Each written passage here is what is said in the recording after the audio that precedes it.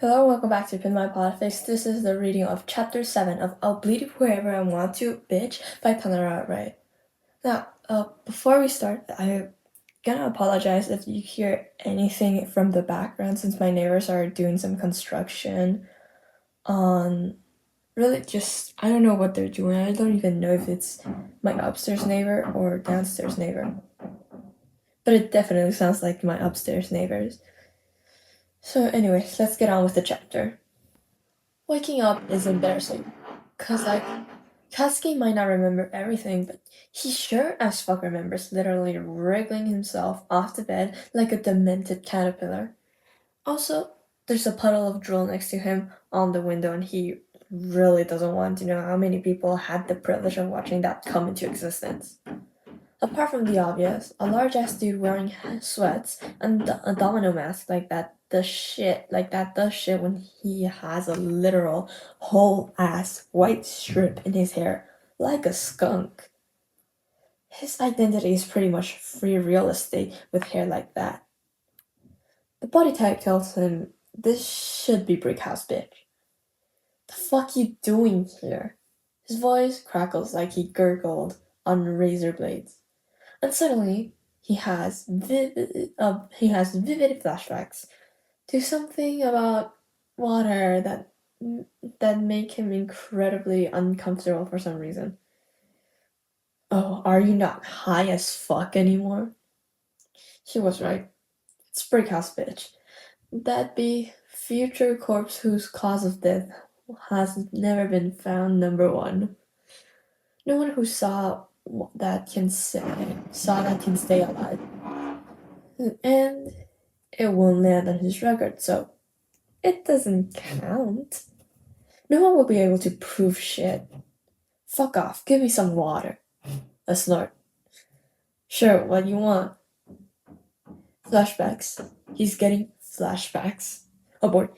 Flight mode on. I said fuck off.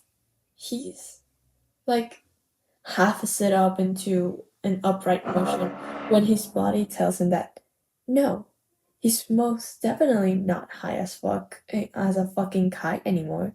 And also, fuck yourself. Breathing is a privilege now. So now he's here, wheezing, with a really fucking panicked, built as fuck skunk fluttering his hands over the heart monitor like that'll do shit. Spoiler alert, it doesn't. Not. Katsuki gets his breath back anyways, because he ain't ever been beat by some simple shit like oxygen. He also gets blessed with the knowledge that his ribs are even more fucked than they were when he spawned here like a fucking mob in Minecraft. Don't move, idiot. You're like fucked. Why would you move? He sounds genuinely distressed now about it too. Like it's hurting him more than Katsuki. Stupid. If you ask him, also impossible because that was some of the worst shit he's ever felt, and he's a fucking hero student. Why the fuck do you care? Been pretty happy laughing at me up until now, haven't you? Just gonna get the water myself. Don't need some stupid fuck to do it for me. He kinda expected a clap back to that, some witty retort, but the guy stays silent long enough. Katsuki takes a glance at his face, catching the last drags of a kinda constipated looking expression before a weirdly creepy calm settles on his face. He literally just dragged whatever emotion he was feeling behind some mental shed and clubbed it dead with a stone to the head. His movements are kind of mechanical when he gets up and leaves. It's weird. He'd been so expressive, a smug little bitch, and all that got swished away by one singular comment. It wasn't even that bad. Not that he cares. He's used to people thinking he's an asshole, either for speaking his mind or phrasing it the way they want him to. But the guy obviously is an asshole too. so he shouldn't be making that bitch move now. Don't dish out what you can't take and all that. Bit hypocritical. Well, whatever. His problem. As long as he gets water, Katsuki couldn't care less about his little feelings. He's got better shit to worry about, like the elephant in the room. You know, the room. The room he doesn't know. The room he's been in before. That sure as hell that he's never been in before. That sure as hell isn't anywhere he should be. Like, say, 6 feet under. The last thing he remembers clearly is vomiting blood. It's not much of a reach to presume that would be it. Maybe the Grim Reaper is like scared of him. At this point, it's not unreasonable. If he fucking traveled between dimensions, there might as well be a Grim Reaper that is so fucking scared of him it wouldn't touch him with the end of a 10-foot pole while he was unconscious. This is as close as immortality as it gets. This is like the 69th time he almost died, but miraculously survived due to weird-ass circumstances he can't explain for the life of him. He'd actually like to know, though. The furry club performed some kind of emergency surgery on him, or to pull what he felt like half his ribcage out of his lungs, or what? Actually, that is the most likely option. Not that they did, but that someone performed surgery on him, which, ew, that's so outdated. People touching other people's organs is so last century. There's a reason healing courts are almost always sent to work in hospitals. It's more like hygienic and shit. Katsuki doesn't even want to imagine this shit. Someone poking around inside of him while he's just casually rearranging his organs. Like fucking Tetris. He starts analyzing the room instead, and is disappointed to find, like, negative distractions that might as well be an insane asylum cell with the amount of stimulation it provides. Zero. None. White walls, his monitor, an IV, a ton of other weird machines, his bed, the door. It feels impossible to make the room more boring. Actually, the guy left a book behind on his chair, not even a bookmark, the psycho. But it's the most interesting thing in the room, so he'll take it. Katsuki carefully twists towards it, trying not to jostle his ribs again. Just a millimeter more, and the fuck. That's the Iliad. Homer. Fuck. Katsuki doesn't usually turn to conspiracy theories. That's more icy hot's forte. But in this case... Okay, either the guy is a nerd, possible.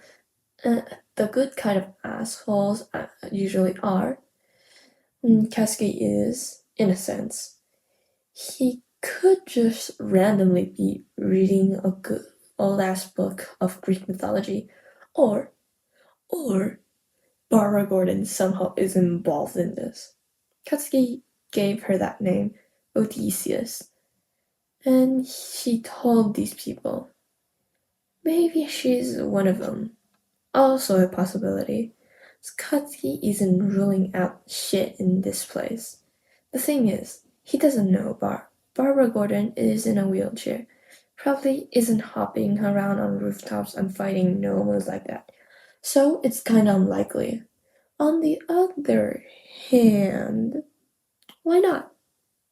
Maybe it's an alibi or something to protect her identity. These vigilantes types like to do that. Hell, Katsuki likes to do that these days. There's a reason he went in with the bandana, which is gone now. Actually, many things are. Like all of them. He's wearing one of these humiliating hospital gowns, and that hide fuck all on his backpack is not here. Nothing of his is here. They took every little thing he's amassed for himself in this fucked situation and put it somewhere he can't reach, since they fucking know. Probably banked on. Really. There's no fucking way they're not aware of his train wreck of a body. Well, they don't know that he's very much not unarmed, and it's time they notice. Or don't, actually. Maybe he can sneak out of here without them noticing and get his stuff. He needs those Molotov cocktails. They worked well enough. Not that he wants, but close enough so he'll take it. But first, injury assessment. He carefully shimmies the gown off his shoulder and has to suppress a wince when it twinges his ribs. This is bad. He hasn't even tried raising his arms yet, and he can already feel shit tightening. Ugh, this is gonna suck so bad. Looks it too, someone wrapped them for him, but his chest looks swollen and the bruises peek out under the bandage like a dark ass clouds. The stitches are new too, like the person who did this just methodically worked their way down to his body to start repairing any kind of damage they could find. A person he doesn't know. That's uncomfortable. Not a reason to panic, but also not a reason to make him feel especially good about being in his room.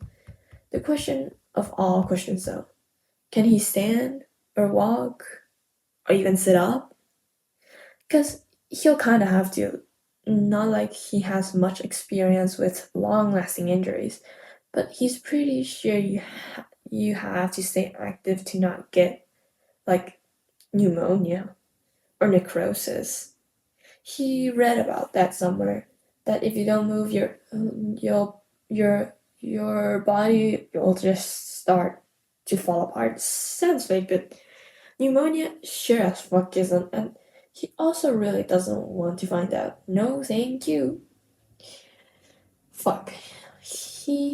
He'll need to ask someone, and until then, he needs some really fucking good painkillers. Ugh, this is so inconvenient. Whatever, he has to try either way. No time like the present and all that shit. He shoves his legs over the edge of the bed and starts maneuvering his torso in line to start the process of standing up. It twinges. He takes a deep breath, mentally curses when it twinges again, and starts sitting up. Doing it slowly hurts less, and once he's upright, the pain isn't even that bad. He rips off the monitor and the IV, ignoring the immediate blaring and beeping, and sways onto his feet. Takes a careful step, takes a mental note to never, ever, under any circumstance, raise his pace above a measured stroll. And the door slams open and Brick House Bitch storms in, a bottle of water in one hand and frantically gesturing at someone with the other. That someone is an old man coming in after him, wearing a weird-ass posh butler costume and a domino mask that has to be an alibi at this point. Like, in no world would Kasky not recognize him.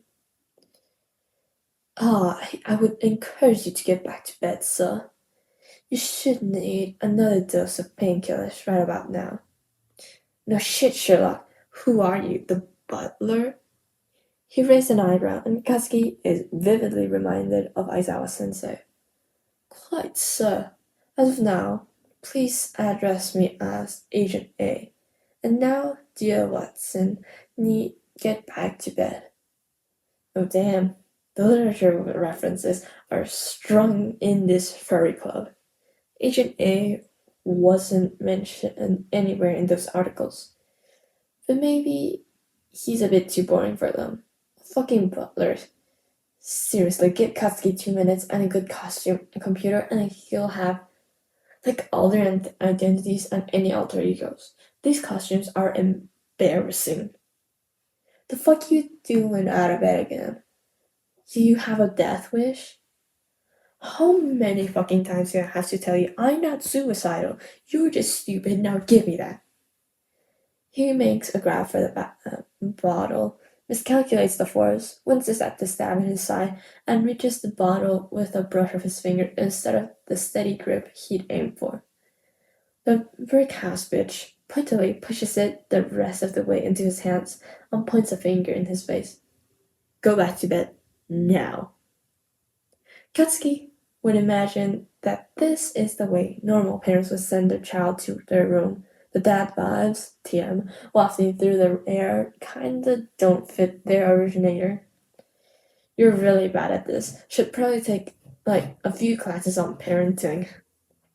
It seems like his filter is shot. Exhaustion could do that. What? Parenting?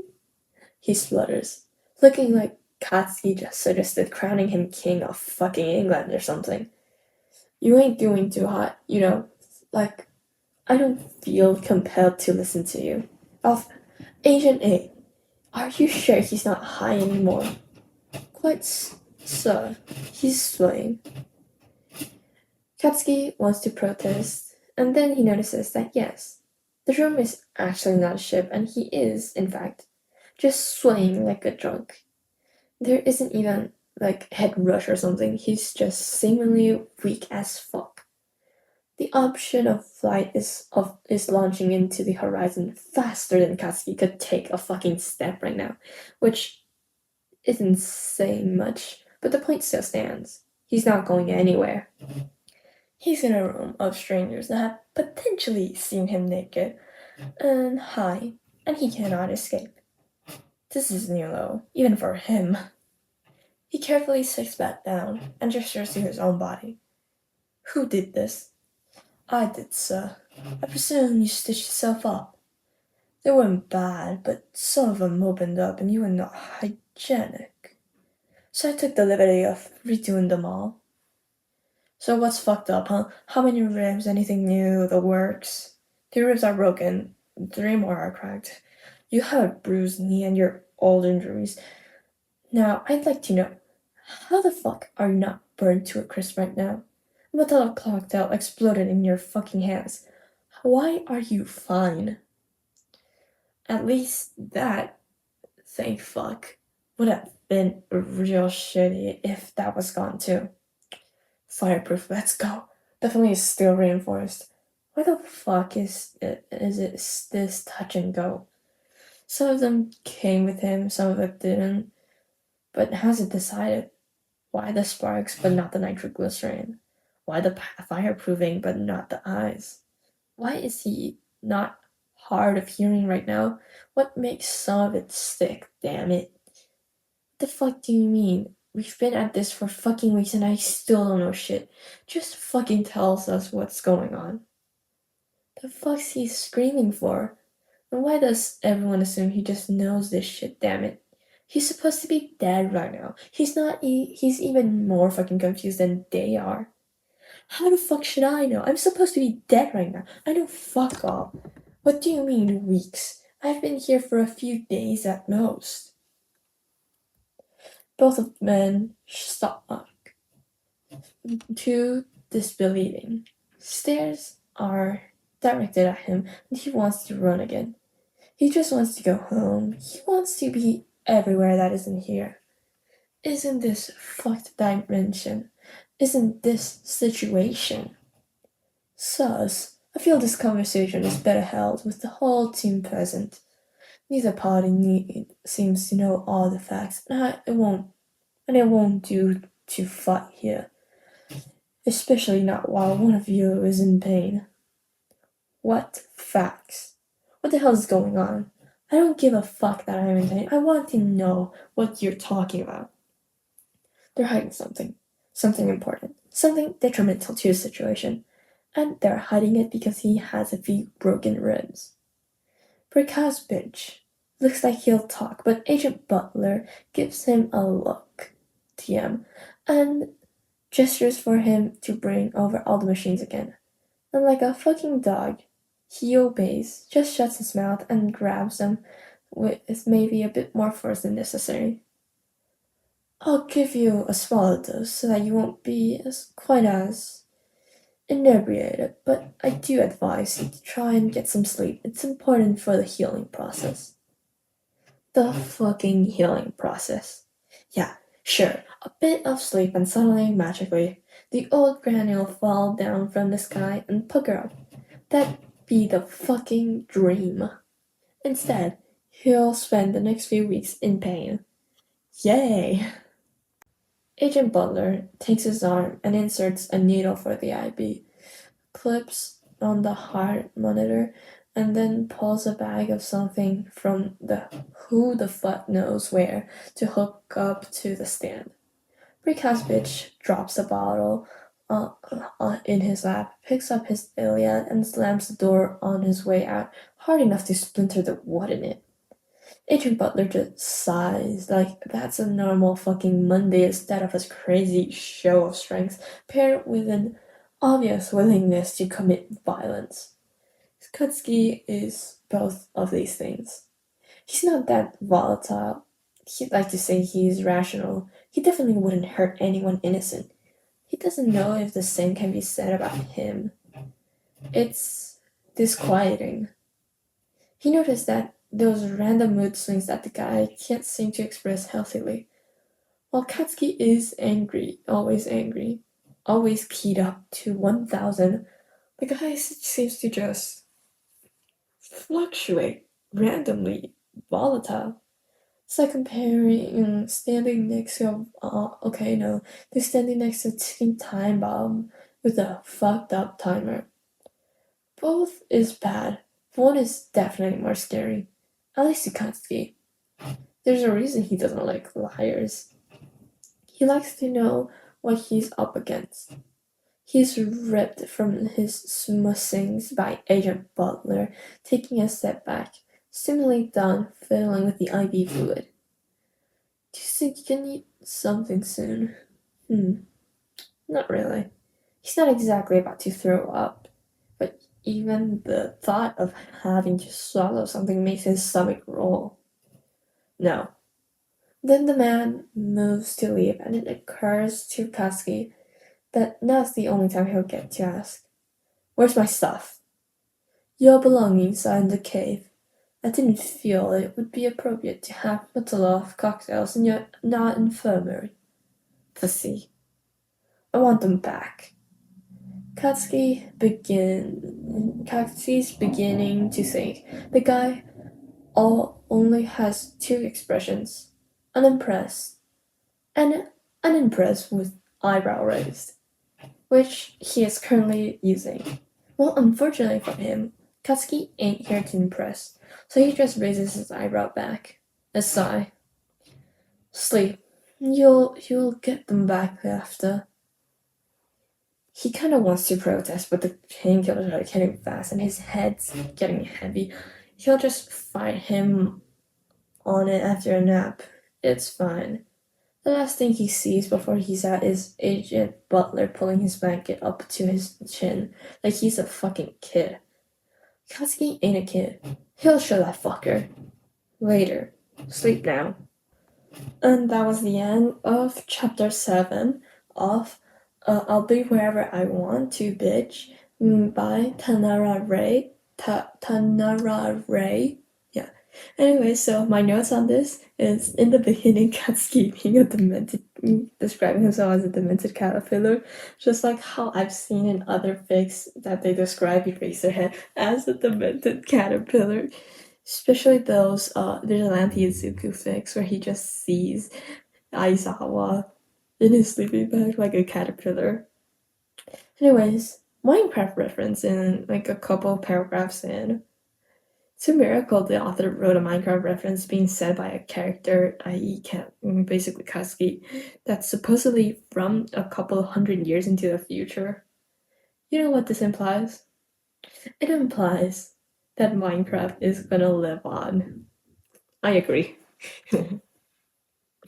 Anyways, a 69 joke, 69th death. Wow.